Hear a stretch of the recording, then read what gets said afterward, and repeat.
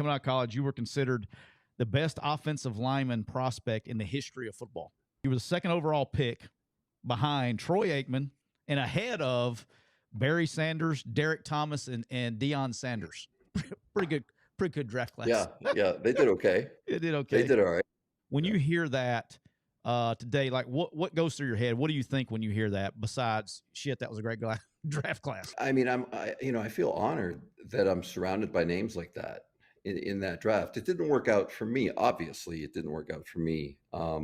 But to be in those 5 is when I take a step back and I'm like, that kid from Canada who had that dream at 11 years old to make it to the NFL ends up being the second pick in the draft.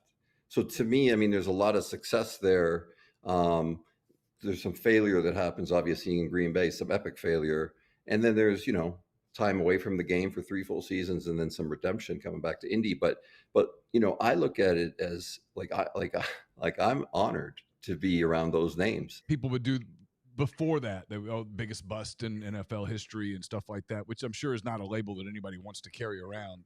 No. The time with the Colts probably in your mind goes, well, yeah, but that's a little more complicated than you think. And I showed that I showed not only you, but more importantly myself that I could play. There's a lot of guys in the top 5 picks that were supposed to be all everything, including myself. I think mine came out bigger or hung around longer because of the Hall of Famers drafted around me. So going back to play in Indy was more for me than it was for the fans, but it was also to let people know eventually the story would come out. Why did you fail in Green Bay? And, even today, 2025, most of the fans think that it was because of steroids. It has nothing to do with steroids.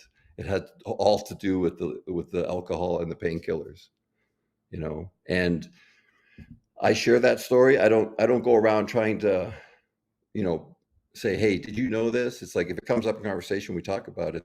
But it's amazing to me that people still think it was the steroids, just like because I never took steroids in pro football.